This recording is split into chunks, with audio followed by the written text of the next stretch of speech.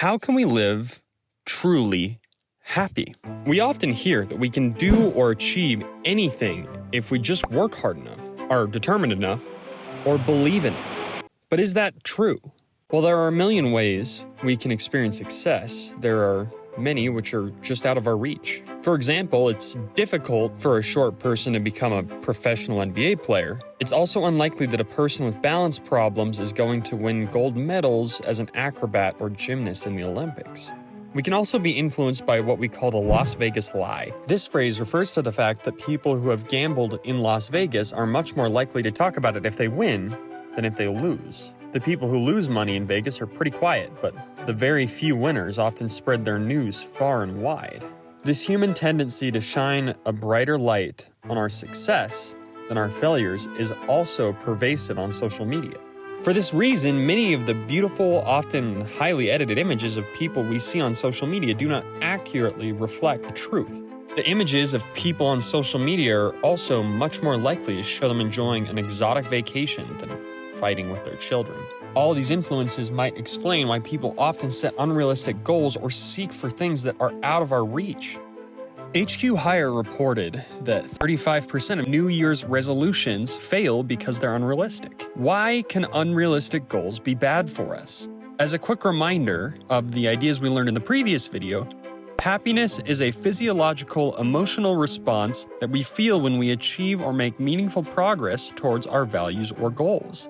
When we fail in achieving our values or goals, we feel sorrow. More often than not, unrealistic goals set us up for sorrow, not happiness. The first important key to sustained happiness is to make sure that our most important goals are achievable for us. The good news is there is no shortage of positive, achievable goals we can pursue. A life of abundance may be just around the corner, but our abundance will not be increased if we are deceived into thinking that we can have our cake and eat it too. As examples, achieving our financial goals almost always means we have to control our spending. We just may not be able to get the house of our dreams if we're always eating out at the best restaurants.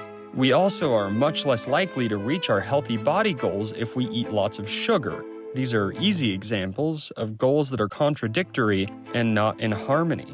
When we pursue goals that are not in harmony, the happiness we experience while making meaningful progress towards one goal can be offset by the sorrow we feel by failing to achieve the contradictory goal.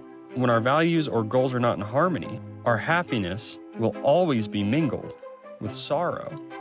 If we desire the highest levels of happiness, it is critical that we make sure that our most important goals are in harmony. For example, our desires for personal freedom may conflict with our desires for deep, meaningful relationships. It might also be difficult for us to be a top performer at work and still maintain a healthy work-life balance. To increase our long-term happiness, we need to make sure our most important long-term goals are in harmony.